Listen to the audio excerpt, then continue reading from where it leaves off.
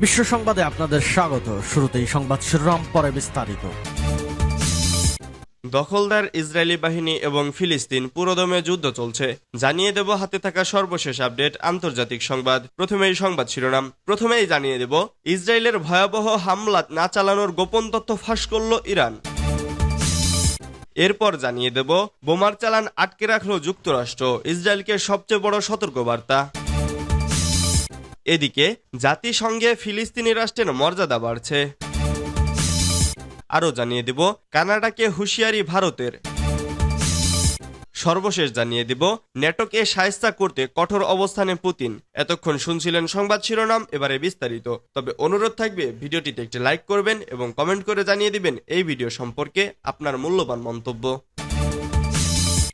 ইসরায়েলের ভয়াবহ হামলা না চালানোর গোপন তথ্য ফাঁস করল ইরান। ইহুদিবাদী ইসরায়েলের বিরুদ্ধে গত কয়েকদিন আগে ইরান যে অপারেশন ট্রু প্রমিস চালিয়েছে, তার আগে পশ্চিমা দেশগুলো ইসরায়েলের ওপর শক্ত আঘাত না করার জন্য তেহরানকে অনুরোধ জানিয়েছিল বলে জানিয়েছেন ইরানের পররাষ্ট্রমন্ত্রী হোসাইন আমির আবদুল্লাহিয়ান। বুধবার ইরানের মন্ত্রিসভার সাপ্তাহিক বৈঠক শেষে সাংবাদিকদের সঙ্গে আলাপকালে তিনি এসব কথা বলেন। আমির আবদুল্লাহিয়ান বলেন, ইসরায়েল বিরোধী সামরিক অভিযানের আগে পশ্চিমারা অনুরোধ করেছিল যে যদি আপনারা ইসরায়েলি আগ্রাসনের জবাব দিতে চান তাহলে তা যেন শক্ত আঘাত না হয় এবং অপারেশনের তীব্রতা তুলনামূলক কম হয়। তিনি বলেন, ইরান নিজেই তার সুবিধাজনক সময়ে এই অভিযানের সিদ্ধান্ত নিয়েছিল।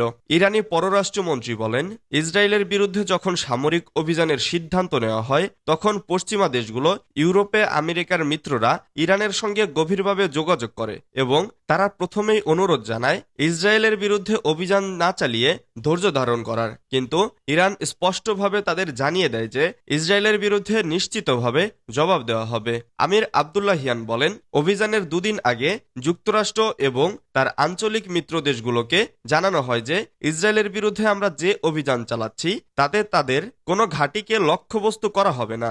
যুক্তরাষ্ট্রের দেওয়া নোটিশে ইরান সতর্ক করে বলেছিল যে যদি ওয়াশিংটন ইরানের স্বার্থে আঘাত হানে তাহলে ইরান মধ্যপ্রাচ্য অঞ্চলের মার্কিন ঘাঁটি লক্ষ্য করে আঘাত করবে এবং তা হবে চূড়ান্ত পর্যায়ের আঘাত। আমির আবদুল্লাহিয়ান বলেন, আমরা আঞ্চলিক মিত্র দেশগুলোকে জানিয়েছিলাম আমাদের সম্পর্ক ভ্রাতৃত্বের ওপর প্রতিষ্ঠিত, কিন্তু যুক্তরাষ্ট্র যদি সামান্যতম ভুল করে তাহলে তাদের ঘাঁটিতে আঘাত করা হবে।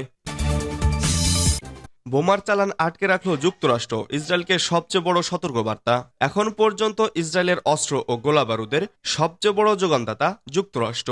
ইসরায়েল যাতে প্রতিবেশী দেশগুলোর তুলনায় সুবিধাজনক অবস্থানে থাকে তাই প্রতি বছর $380 কোটি সামরিক সাহায্য দেয় দেশটি। ফিলিস্তিনের মুক্তিকামী সশস্ত্র গোষ্ঠী হামাসের বিরুদ্ধে ইসরায়েলের যুদ্ধে দৃঢ় সমর্থন আছে যুক্তরাষ্ট্রের। তারপরও গাজাবাসীকে সুরক্ষা দিতে মানবিক ত্রাণ সহায়তা পৌঁছাতে না পারা নিয়ে যুক্তরাষ্ট্র উদ্বিগ্ন।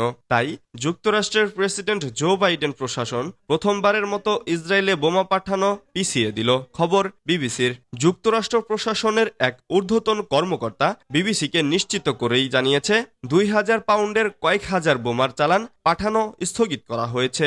ইসরায়েলের কাছে অন্যান্য অস্ত্র বিক্রির বিষয়টিও পুনরায় ভেবে দেখা হচ্ছে বলে জানিয়েছেন তিনি।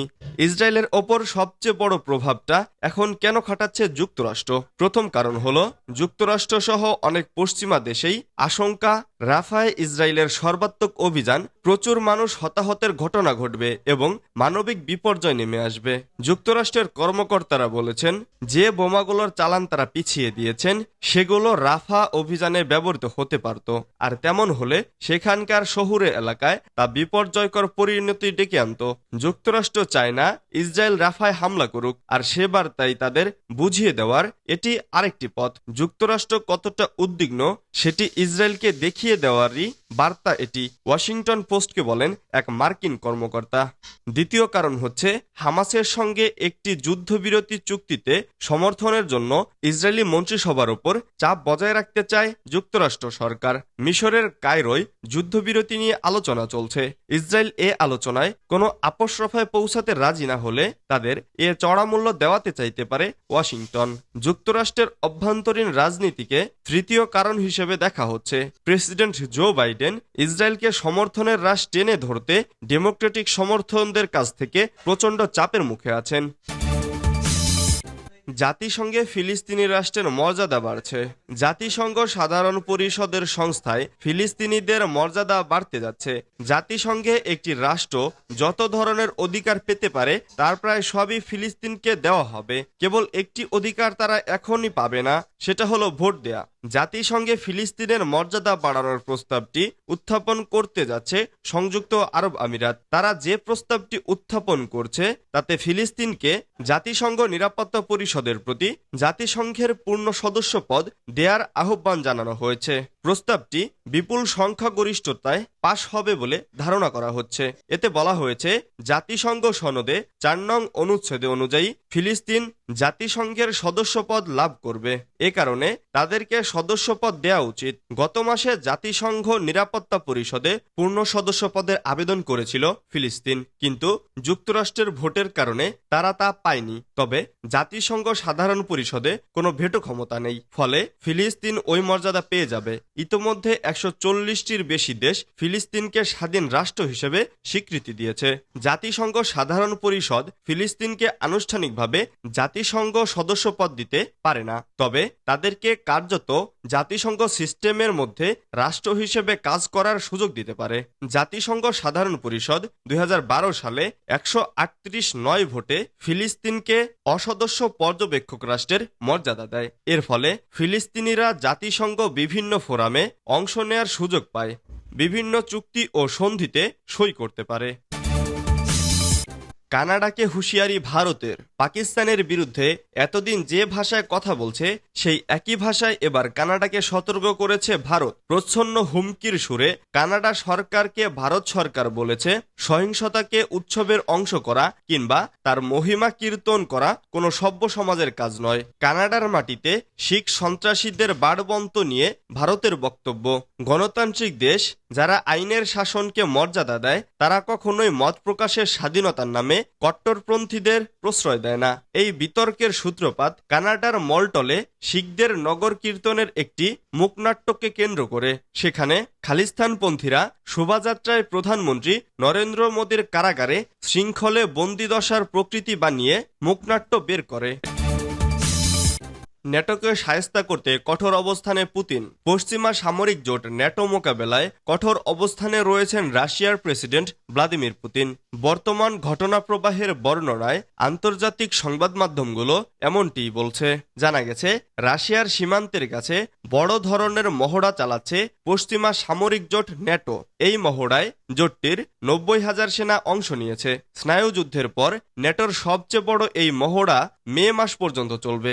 শক্তিশালী এই মহড়ায় মার্কিন সেনারা রাশিয়ার সীমান্তবর্তী দেশগুলোতে এবং জোটের পূর্ব প্রান্তে কোনো ধরনের সংঘাত ছড়িয়ে পড়লে ইউরোপীয় মিত্রদের কিভাবে সাহায্য করবে সেই প্রস্তুতিও নেবে।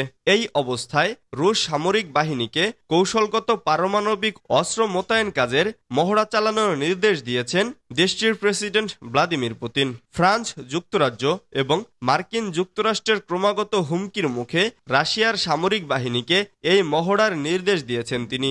সোমবার রাশিয়ার প্রতিরক্ষা মন্ত্রণালয়ের বরাত দিয়ে ব্রিটিশ বার্তা সংস্থা রয়টার্সের এক প্রতিবেদনে এই তথ্য জানানো হয়েছে। 2022 সালে ইউক্রেনে হামলা শুরুর পর থেকে রাশিয়া বারবার ক্রমবর্ধমান পারমাণবিক ঝুঁকির বিষয়ে সতর্ক করে আসছে। মার্কিন যুক্তরাষ্ট্র রাশিয়ার এই সতর্ক বার্তাকে গুরুত্বের সাথে নেওয়ার জন্য পশ্চিমা বিশ্বকে বারবার সাবধান করছেন। রাশিয়া বলছে, যুক্তরাষ্ট্র ও তার ইউরোপীয় মিত্ররা ইউক্রেনকে কয়েক বিলিয়ন ডলারের অস্ত্র দিয়ে সহায়তা করে বিশ্বকে পারমাণবিক সংঘর্ষের দ্বারপ্রান্তে ঠেলে দিচ্ছে, আর এসব অস্ত্রের কিছু রাশিয়ার ভূখণ্ডের বিরুদ্ধে ব্যবহার করা হচ্ছে। রুশ প্রতিরক্ষা মন্ত্রণালয় বলেছে, মস্কো নন স্ট্র্যাটেজিক পারমাণবিক অস্ত্র ব্যবহারের প্রস্তুতি ও মোতায়েন সহ সামরিক মহড়া চালাবে।